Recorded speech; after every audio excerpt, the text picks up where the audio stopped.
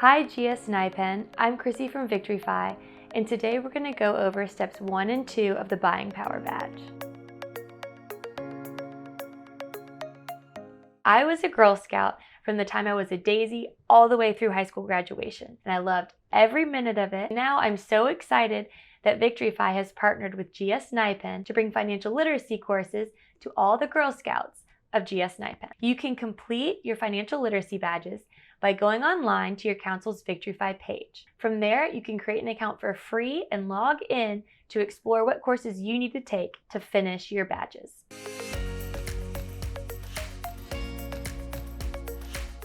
The Buying Power Badge is all about saving your money to prepare for a big purchase in the future. We're going to learn how to do the proper research and take the appropriate steps to read reviews to prepare to buy the best product for your money.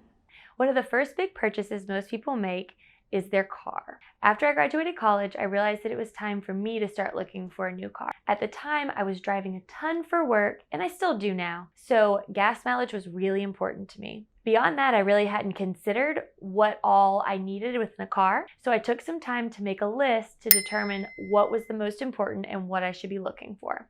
After I made that list, not only did I realize that I needed good gas mileage, I also realized I need a car that had a high safety rating because I was in my car a lot and I wanted to make sure I was going to be safe. I also needed a car that fit my budget. That was really important. I just graduated from school and I didn't have a ton of money, so I wanted to stay within the amount that I could afford. And I wanted leather seats because sadly, I was spending a lot of time in my car and I was eating food in my car, and so leather was easier to clean. Finally, I wanted a car that looked really cute because I was in my car all the time and I just wanted to drive around town and feel adorable. After I came up with my list of important items, I was able to narrow the cars that I needed down to 3. After that, I went to several car dealerships and test drove all the cars just to see what it was really like to get inside them and drive them around. Finally, I was able to make my decision and I found the cutest little gray car and I love it. I've driven it ever since. But I was so happy with the process that I followed because I really was able to ensure that I got the car that was most appropriate for me. Because a big purchase, you have to take it seriously. It's a lot of money and you want to be responsible with how you spend your money.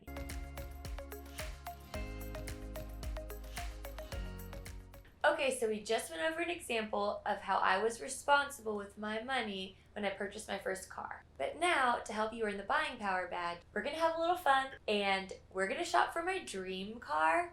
Oh, it's a 4-door, hardtop black Jeep Wrangler, and I've wanted this car for years. But the last time I bought my car, which we just went over, it didn't really fit into any of the criteria that I was looking for. But we're just gonna have some fun and we're gonna go shopping for it. So the easiest place to start is by looking at the dealership's website. So we'll go to Jeep.com. Normally, I personally don't recommend buying new. I think you get a little more bang for your buck buying used. But we're shopping for my dream car, so we're going to go big and we're going to go to the Jeep website.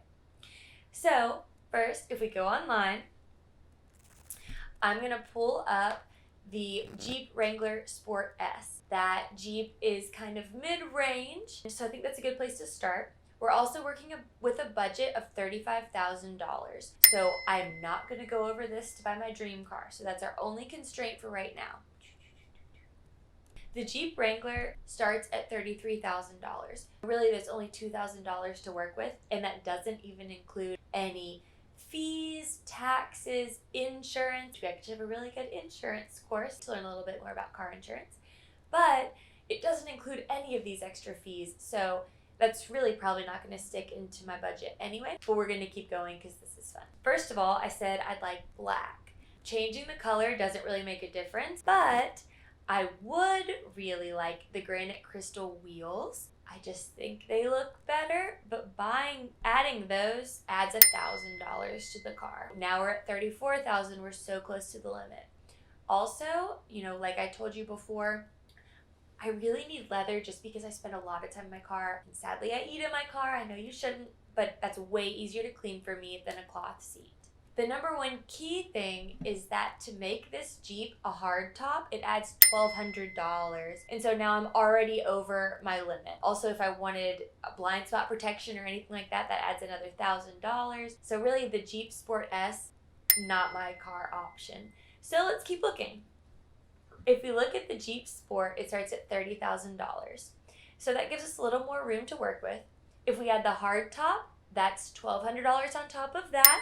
So now we're a little over $31,000. If we add leather, that adds $1,700. So this would put us at about $33,000. Initially, at least, we're sticking within my budget. Now we're going to go on to the next step in the process, which is reading reviews to really understand if what you've picked out and what you think is important to you is actually a good product to buy.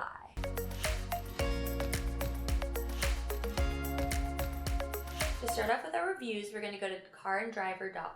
The initial rating for this car is an 8 out of 10. I'm curious why it's not a 10, so let's find out. It says that the Jeep has great style, but it drives like a truck. I guess that means it's a little bit stiff to drive, which I think would be a big difference from what I'm driving now. It also says that there's a ton of road noise. I remember back when I was younger, my dad had a Jeep and I loved driving in it because I thought it was so cool. And going around town was great, but whenever we would drive to go see, my grandma in another state, it was so loud to take that drive. That is something I definitely remember. It also adds that the Jeeps just traditionally are not known for good gas mileage, which, like I told you before, that really does matter to me. Now if we look at Edmunds, you can see that they're saying there's a ton of customization options, which is great. It also emphasizes that the Jeep is great for off-roading.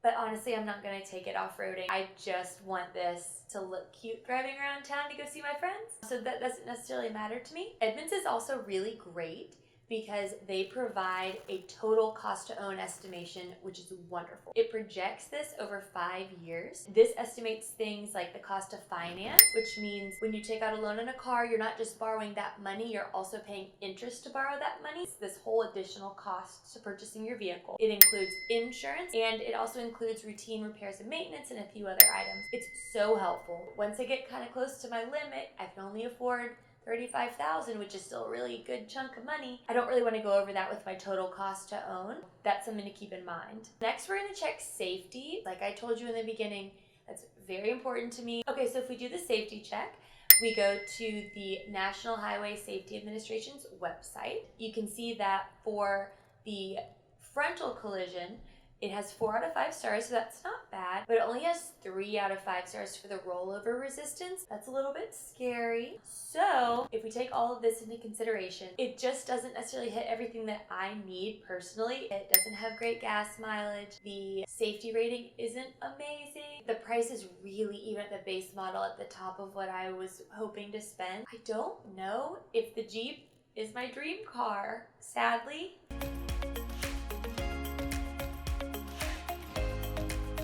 So I just walked you through how I would do steps 1 and 2 of the buying power badge.